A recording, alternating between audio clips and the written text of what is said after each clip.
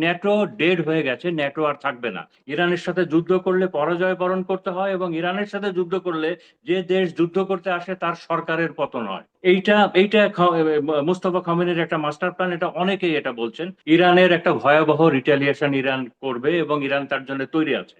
আমরা সবাই জানি যে ইরান গতকালকে তার নতুন এয়ারক্রাফট শো করেছে, যে বিষয়টা এতদিন তারা লুকিয়ে রেখেছিল পাহাড়ের নিচে, যে তাদের নতুন এয়ারক্রাফট। অনেকে বলছে এটা 5th জেনারেশন, আবার বেশিরভাগ লোকই বলছেন এটা 4th জেনারেশন প্লাস, এবং এটা একটা সারপ্রাইজ প্যাকেজ। এবং সবাই বলছেন যে ইরানের মুখপাত্র তারাও বলছেন যে এখনো কমপক্ষে 4 রকমের আধুনিক মিসাইল আছে ইরান, যেটা এখনো দেখায়নি। এই জিনিসগুলা ইরান সামনে আনবে, এবং তাদের হিউজ যে আধুনিক যে ড্রোন, এবং এই এই এই যে যে ড্রোন তারা তৈরি করেছে, এবং যে নতুন করে আরো যেগুলো তারা তৈরি করেছে, এবং যে সোয়ার্ম অ্যাটাকটা একবারই তারা শুধু শো করেছিল, যে সোয়ার্ম মানে মৌমাছির মতো যে অ্যাটাক, যেটা ওই হরমুজে ইউএস একটা শিপের উপরে তারা যে যে অ্যাটাকটা করেছিল, এবং সম্পূর্ণ ইউএসএ বাহিনীকে সে মানে চমক দেখিয়েছিল। এই ইরান বলেছে যে এই সোয়ার্ম অ্যাটাক তোমাদের জন্য অপেক্ষা করছে। তো রিটালিয়েশনে রিটালিয়েশনের জন্য ইরান ভয়াবহ আকারে প্রস্তুত আছে এবং রেডি আছে। এবং তার থেকে বেশি, যে ইরান এটাও খুব কনফিডেন্টলি বলেছে, আমরা কোন কোন টেকনিকের অ্যাসিমেট্রিক তোমাদের জন্য রেডি রেখেছি তোমরা জানো না, জাস্ট তোমরা সেকেন্ড পেজটা শুরু করো। এই কারণেই আপনি আমেরিকা তো ভয়ে আছে, আমেরিকা ইসরায়েল কিন্তু এমন না যে তারা, এবং আপনি ইউএস এর মিডিয়াগুলো ফলো করলে টের পাবেন যে ট্রাম্প নতুন করে যুদ্ধ শুরু করতে চাচ্ছে না। ট্রাম্প কোনোভাবেই নতুন করে যুদ্ধ শুরু করতে চাচ্ছে না। সে একটা ফেস সেভিং এর একটা উপায় চাচ্ছে, যে কোনো মূল্যে একটা ফেস সেভিং এর একটা পথ চাচ্ছে।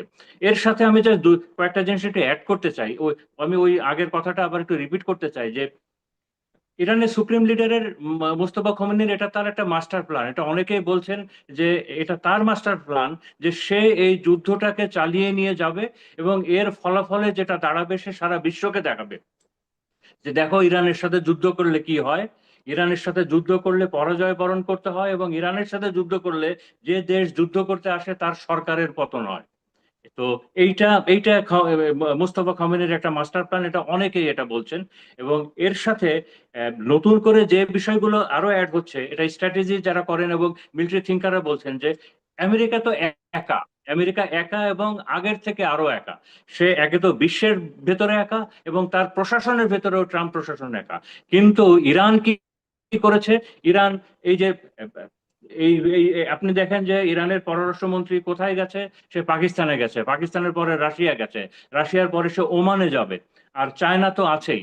এবং এই যে দেশগুলোর ভেতরে তিনটা হলো পারমাণবিক শক্তিশালী দেশ আছে, পাকিস্তান, রাশিয়া এবং চায়না। তো স্ট্র্যাটেজিক্যালি ইরান এখানে একটা বড় মাস্টার প্ল্যান, মাস্টার স্ট্রোক সে দিচ্ছে, যে এই এলাকায় এই যুদ্ধে মানে ইরান দীর্ঘমেয়াদী যে কিভাবে লিড নিচ্ছে, সেটাই মিলিটারি থিঙ্কাররা এবং স্ট্র্যাটেজি যারা পণ্ডিত আছেন তারা বলছে যে ইরান দেখো কিভাবে কম্পিট করছে। আপনি জানেন যে গত পরশুদিন জার্মানির চ্যান্সেলর উনি একটা ওপেন ফোরামে বলেছে যে ওয়ার্ল্ড স্টেজে আমেরিকা ইরানের কাছে হিউমিলিটেড হয়েছে। এবং একই সাথে এই কথাটাও এসেছে যে ন্যাটো ডেড হয়ে গেছে, ন্যাটো আর থাকবে না। এবং যদি থাকে ন্যাটোর সব থেকে ভয়াবহ যে জায়গাটা আছে আর্টিকেল 5, এবং আর্টিকেল 5 আর্টিকেল 5টা মানে হলো যুদ্ধের পোর্শনটা। সেখানে একটা নিয়ম আছে যে যুদ্ধের সুপ্রিম লিডার থাকবেন ইউএস এর একজন জেনারেল, এটা হলো ফিক্সড। ন্যাটোর মিলিটারি কমান্ডার সবসময় একজন ইউএস এর জেনারেল থাকবেন, এবং তার আন্ডারে ন্যাটোর সব দেশগুলো যুদ্ধ করবে। এবং পণ্ডিতরা বলছেন যে ন্যাটো ইজ ডেড। ন্যাটোর যদি ডেড না হয়ে যদি একটু জীবন লাভ করে, তবে ওই আর্টিকেল 5 ওই ক্লজ গুলোর চেঞ্জ হবে। তো একই সাথে এর সাথে আরো একটা জিনিস ইম্পর্টেন্ট, সেটা হলো যে ইরান জানে এবং মুস্তফা খমেনি জানে যে নেগোসিয়েশনের মানে কি, কারণ তারা জাপানের পরিণতি দেখেছে, এবং তারা আমেরিকার সাথে নেগোসিয়েশনে তারা লিবিয়ার পরিণতি দেখেছে, এবং বিশ্বাসের পরিণতি দেখেছে, যে আমেরিকাকে বিশ্বাস করে আমেরিকার কন্ডিশন অনুযায়ী নেগোসিয়েশন করলে কি পরিণতি হয় সেটা লিবিয়া দেখেছে। এবং তারা এটাও জানে যে আমেরিকার নেগোসিয়েশনের টেকনিক কি। তাদের টেকনিক তিনটা, রিগান টেকনিক বলে এটাকে, যে এক্সট্রিম মিলিটারি প্রেশার বজায় রাখবে, এক্সট্রিম ইকোনমিক প্রেশার বজায় রাখবে এবং এক্সট্রিম ইকোনমিক প্রেশার বজায় রাখবে, তারপরে পছন্দের মতো একটা চুক্তি এটা করবে।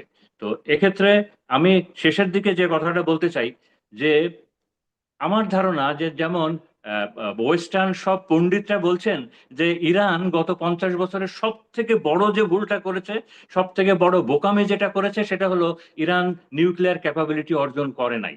তো ইরান এই ভুল করবে না এবং ইরান এই অধিকারটাও ছাড়বে না। তো এখন এই যুদ্ধটা কোন দিকে যাবে, এই যুদ্ধটা কোন দিকে যাবে? তো আমার ধারণা এই যুদ্ধটা সহজে শেষ হবে না। নতুন করে হয়তো এসকালেট যদি নাও করে, এই যুদ্ধটা শেষ হবে না এবং আমেরিকা তার ইকোনমিক ব্লকেটটা বজায় রাখবে এবং এটাই ইরানকে সব থেকে বেশি ভোগাবে।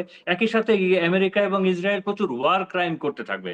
আপনারা দেখবেন ইরানের ভিতরেও প্রচুর ওয়ার ক্রাইম হবে, প্রচুর সিভিলিয়ান ইনফ্রাস্ট্রাকচারে আঘাত আসবে, ব্রিজে আঘাত আসবে, পাওয়ার স্টেশনে আঘাত আসবে, পানির শোধনাগার যেটা সেগুলোতে আঘাত আসবে। এগুলোর মানে হলো ইরানের জনগণকে যাতে করে আরো খেপিয়ে দেওয়া যায় গভর্নমেন্টের উপরে। এবং আপনি বলতে চাচ্ছেন যে সহজে শেষ হচ্ছে না, বরং আশপাশে যুদ্ধটি আরো অনেক দিন ধরে থাকবে বলে মনে করছেন। আমি আপনাকে ধন্যবাদ জানাচ্ছি। জি।